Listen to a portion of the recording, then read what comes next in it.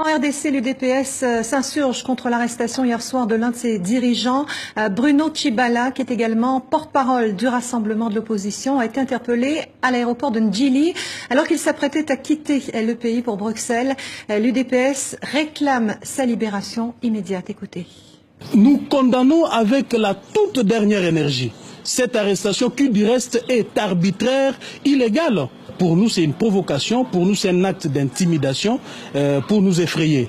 Je demande bien au procureur général de la République de comprendre que le Congo est dans un virage terrible. Qu'il libère M. Bruno Tshibala et cela, je ne lui accorde que 48 heures. Dépasser ces 48 heures, nous allons réagir.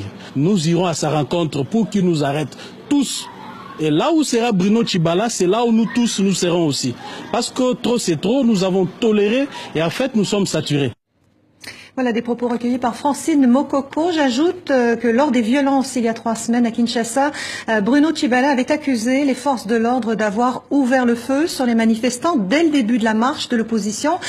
Il avait qualifié votre gouvernement, Lambert Mende, de pouvoir sanguinaire. Pourquoi est-ce qu'on empêche cet opposant de quitter la RDC ?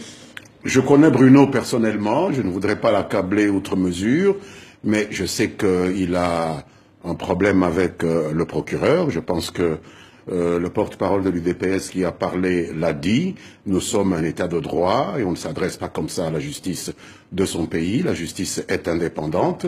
Il y a des choses que l'on reproche à Bruno et à d'autres qui ont été à la base de ces manifestations du 19 et du 20 septembre qui, tout de même, se sont soldées par des actes d'une cruauté, d'une barbarie complètement inqualifiable. Une fillette de 9 ans a été violée par des manifestants avant d'être assassinée.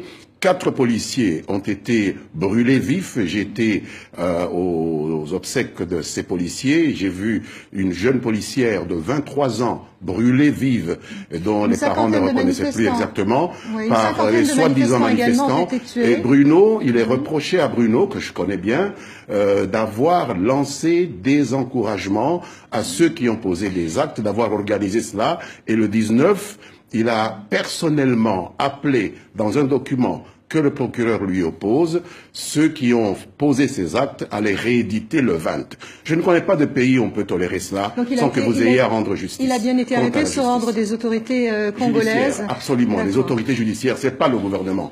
Et je voudrais que le porte-parole de l'UDPS fasse la différence entre l'exécutif et le judiciaire. Alors, je précise tout de même que selon l'ONU, les Nations Unies, une 50aine de manifestants également ont été tués lors des violences. Il y a 3 semaines, Lambert Mende, j'aimerais qu'on parle de la crise politique dans votre pays. Elle est majeure. Le mandat de Joseph Kabila prend fin le 20 décembre. Il n'y a toujours pas de calendrier électoral. Le dialogue national avance lentement. Les Congolais attendent que le président s'exprime. Pourquoi ce silence? 2 mots d'abord à propos de ce bilan. Nous avons compté 32 morts. Le gouvernorat de Kinshasa a pris en charge les obsèques et 32 familles se sont présentées. Nous n'avons pas vu d'autres personnes. Avec le respect que nous donnons à nos morts, je ne vois pas une famille qui ait perdu quelqu'un renoncer à lui offrir les obsèques dignes de ce nom. Alors, pourquoi le silence du président Kabila? Le président n'est pas silencieux. Le président s'est prononcé après les événements. Il a bien dit que la Constitution serait strictement respectée, mais je pense qu'il y a des gens qui veulent prendre des postures plus ou moins extrémistes parce que précisément, ils ne veulent pas d'élections apaisées. Le président Kabila, pour l'instant, ne s'est pas exprimé sur ses intentions. Sera-t-il candidat ou pas Je ne sais pas pourquoi. Il n'y a pas dans la Constitution congolaise une disposition qui oblige le président à se déclarer non candidat. La Constitution dit que le président ne peut pas se présenter plus de 2 fois consécutivement. Et le président dit qu'il va respecter la Constitution. Je ne sais pas ce qu'il faut de plus pour que ces messieurs soient satisfaits. Le président Kabila ne se représentera pas pour un 3e mandat. Le président Kabila respectera la Constitution et la Constitution ne lui permet pas de se présenter pour un 3e mandat. Est-ce qu'il ne pourrait pas, plus simplement pour calmer les esprits aujourd'hui, annoncer une date butoir pour la tenue de la présidentielle, donner une date? Ce n'est pas le président qui organise les élections. Dans l'ordonnancement juridique congolais, c'est la Commission électorale nationale indépendante.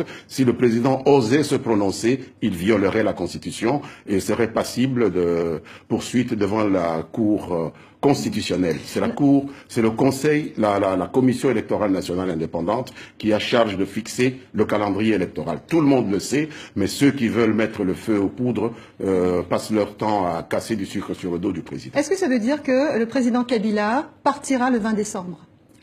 Cela n'est pas, à mon avis, de la compétence du président, parce que la Constitution a prévu des dispositions qui font que, si la commission électorale n'est pas à même d'organiser les élections dans les délais prévus, il y a une période prévue pour permettre que la commission puisse s'acquitter de cette tâche, et pendant cette période-là, le président en exercice, qu'il s'appelle Kabila ou un autre, demeure en fonction. C'est ça la Constitution. Un dernier mot sur Béni, Lambert Mende. Une dizaine de morts encore la nuit dernière. Ces massacres à répétition à Béni ont débuté il y a 2 ans, 700 civils tués. Que fait votre gouvernement pour protéger les civils de Béni? Nous avons déployé l'armée. Je pense que nous sommes passés d'une offensive purement conventionnelle au début à une offensive asymétrique maintenant, parce que nous avons défait militairement ces groupes qui s'adonnent maintenant à une lutte asymétrique par le terrorisme. C'est vous dire que notre armée, nous avons déplacé même l'état-major de Goma à Béni et même à Eringeti, une petite localité près de ce que nous appelons le triangle de la mort. Ce qui est possible d'être fait a été fait, et je pense qu'il faut reconnaître que le président Kabila, qui s'est déplacé lui-même à Béni, fait de son mieux pour que les populations de Béni puissent renouer avec le calme et la tranquillité. Lambert Mende, porte-parole du gouvernement congolais, ministre de la Communication, merci d'être venu sur notre plateau.